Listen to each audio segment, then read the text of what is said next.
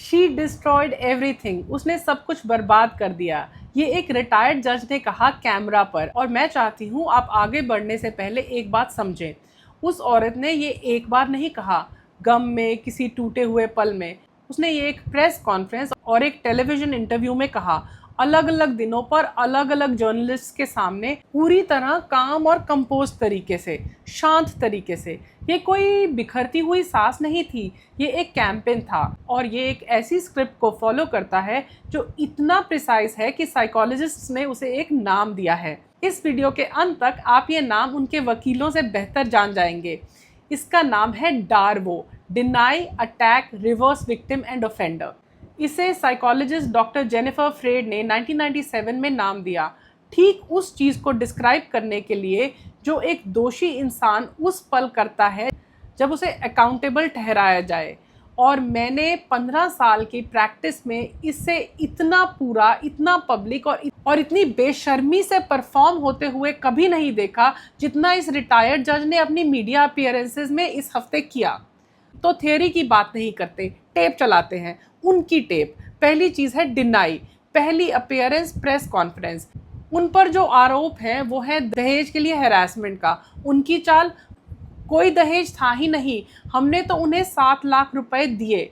उस एक लाइन की इंजीनियरिंग देखिए। वो सिर्फ हैरासमेंट को डिनाई नहीं करती, वो पूरा लेजर ही उल्टा कर देती है। जिस फैमिली पर लेने का आरोप है वो अचानक देने वाली फैमिली बन जाती है। एक लाइन में एलिजेड आरोपी दानवीर बन जाते हैं और मरी हुई औरत का परिवार लालची बन जाता है। ये डिनायल नहीं है, काउंटर अटैक है। डार्वो स्टेप 1, कैमरा शुरू होते ही एग्जीक्यूट कर दिया गया, अटैक। और फिर एक अपीयरेंस के बाद दूसरी, अटैक बढ़ता गया। और ध्यान दीजिए उन्होंने अटैक किस चीज़ पर चुना, एविडेंस पर नहीं। जहाँ ट्विशा घर आने की गुहार लगा रही थी, उन्होंने मरी हुई औरत के दिमाग पर हमला किया। प्रेस कॉन्फ्रेंस में स्किज़ोफ्रेनिक ड्रग्स, विथड्रॉल सिम्टम्स, कांपते हाथ, एक मेंटल ट्रेनिंग प्रोग्राम, एक ऐसा फ्रेज जो दुनिया की किसी क्लिनिकल टेक्स्ट बुक में है ही नहीं, लाइव माइक के सामने इजाद किया गया। फिर बरखा दत्त के इंटरव्यू में डायग्नोसिस बढ़ गया। अब ये था एडजस्टमेंट प्रॉब्लम्स, मेनिक डिप्रेशन और ड्रग प्रॉब्लम। तो एक पल रुककर सोचिए, बीमारियों की लिस्ट इंटरव्यूज के बीच में लंबी हो गई। असली साइकेट्रिक डायग्नोसिस एक न्यूज़ साइकिल में आपकी पीआर की ज़रूरत के हिसाब से बढ़ती नहीं है। ये डायग्नोसिस नहीं थे, ये ट्विशा पर चलाई जा रही गोलियां थी और वो हर मीडिया अपीयरेंस के बीच में रीलोड हो रही थी। और ये वो सबसे बड़ा खुलासा करने वाली चीज़ है जो उन्होंने कैमरा पर की। जब बरखा दत्त ने पूछा, आप एक पेशेंट की प्राइवेट मेडिकल हिस्ट्री टेलीविजन पर कैसे रिवील कर सकती हैं, वो ज़रा भी नहीं हिचकिचाई। उन्होंने कहा, आरोपों का जवाब देने के लिए ज़रूरी था। ज़रूरी? एक रिटायर्ड जज ने कैमरा में देखकर कहा कि एक मरी हुई औरत की मेडिकल प्रिवेसी को बर्बाद करना जिंदा लोगों को बचाने के लिए ज़रूरी था। ये अटैक फेज है, ज़ोर से खुलकर एक पॉलिसी की तरह बोला गया। रिवर्स विक्टिम एंड ऑफेंडर और अब मास्टर स्ट्रोक। और ये उन्होंने लगभग हर अपीयरेंस में किया।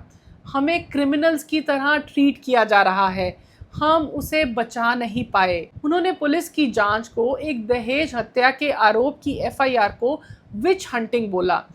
एक एक्स जज सताए गए बेगुनाहों की भाषा इस्तेमाल करती है अपने घर में अपनी बहू की मौत की कानूनी जांच को डिस्क्राइब करने के लिए। और फिर बरखा दत्त के इंटरव्यू ने हमें सबसे शुद्ध रिवर्सल का एग्जाम्पल दिया। जब उसे अपने बेटे के बारे में पूछा गया, द एलिजेड एक्यूज्ड हस्बैंड जो गायब हो गया है, तो रिटायर्ड जज बोली, मुझे नहीं पता वो कहाँ है, वकील बेहतर जानते हैं।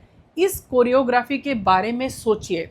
अलेजेड आरोपी आदमी गायब हो जाता है, माँ रुकती है, पूरी तरह विजिबल, पूरी तरह आर्टिकुलेट, एक के बाद एक इंटरव्यू देती हुई। उसे ढूंढने के लिए नहीं, उसे सामने लाने के लिए नहीं, बल्कि फैमिली का नाम साफ करने के लिए, जबकि वो आदमी पहुंच से बाहर रहता है।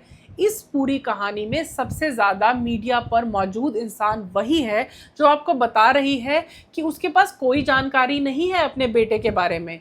और अबॉर्शन, उसी इंटरव्यू में उन्होंने कंफर्म किया कि ट्विशा बच्चा नहीं चाहती थी। उसने प्रेगनेंसी ख़त्म करने के लिए लीगल पिल्स ली और फैमिली ने मना किया। और उन्होंने उसे एक औरत का वो अधिकार इस्तेमाल करने के लिए जो उसे इंडिया में 1971 से है, क्रूल्टी बोला। रिवर्सल देखिए, जिस औरत ने दूसरी औरत के शरीर पर कंट्रोल किया वो क्रूल्टी की विक्टिम बन जाती है, जिसका शरीर था वो क्रूअल बन जाती है। ये रिवर्स विक्टिम एंड ऑफेंडर का इतना क्लियर एग्जाम्पल है कि आप इसे क्लासरूम में पढ़ा सकती हैं। मैं हूँ श्वेता मैनी, एक साइकोलॉजिस्ट और the talking cure by Shweta many की फाउंडर। और मैं नाम देना चाहती हूँ कि ये मीडिया अपीयरेंसेस असल में थी क्या, क्योंकि ये इंटरव्यूज नहीं थे, ये एक डिफेंस स्ट्रैटेजी थी जो पब्लिक में परफॉर्म की गई, अदालत में एक भी गवाह का क्रॉस एग्जामिनेशन होने से पहले। एक रिटायर्ड जज जिसने अपना करियर ये जानते हुए बिताया कि एलिजेड आरोपी को ये हक नहीं होता कि वो विक्टिम की मेडिकल फाइल देश के सामने ब्रॉडकास्ट करे, उसने ठीक वही करना चुना, बार बार कैमरा पर। और सबसे रोंगटे खड़े करने वाली बात ये है कि ये लगभग काम भी कर जाता है, क्योंकि डार्वो कैमरास के लिए ही बना है। मरी हुई औरत का रोता हुआ परिवार इमोशनल दिखता है, थोड़ा ज़्यादा ही अनस्टेबल और पागल जैसा। स्टूडियो में बैठी कंपोज्ड रिटायर्ड जज क्रेडिबल दिखती है, डिग्निफाइड और विश्वसनीय।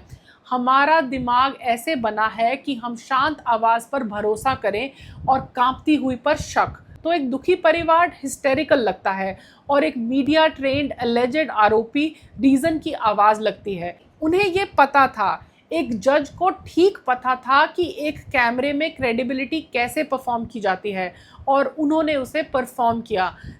लेकिन एक ऐसी चीज़ है जो अपीयरेंसेस मिटा नहीं सकेगी, ट्विशा के शब्द जो उसकी मौत के बाद भी जिंदा हैं। मेरा जीवन नर्क हो गया है, मेरा दम घुट रहा है, आ जाओ मुझे लेने।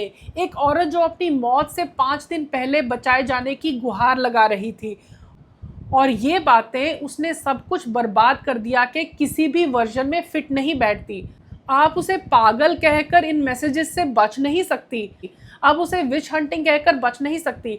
कितनी भी स्टूडियो लाइटिंग उन शब्दों को नहीं बदल सकती जो उसने तब टाइप किए जब वो अभी जिंदा थी। तो जब आप ये इंटरव्यूज़ देखें, और लाखों ने देखे हैं, मैं चाहती हूँ आप उन्हें अब अलग तरीके से देखें।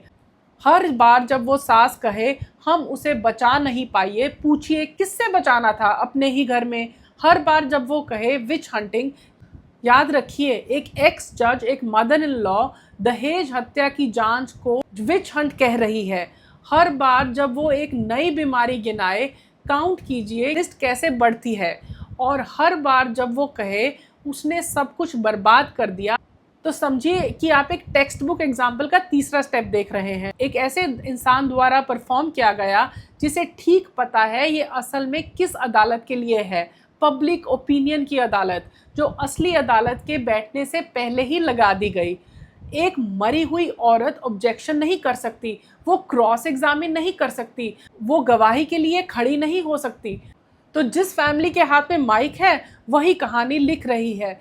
जब तक हम ऑडियंस वो जूरी बनने से इनकार न कर दें जिसके लिए वो परफॉर्म कर रहे हैं, एक डार्वो परफॉर्मेंस के लिए जूरी मत बनिए। जब शांत क्रेडिबल आवाज़ किसी ऐसे इंसान का चरित्र हनन करने में लगी हो जो अब बोल नहीं सकता, वो शांति बेगुनाही नहीं है, कभी कभी वो एक बहुत ही रिहर्स्ड चाल होती है।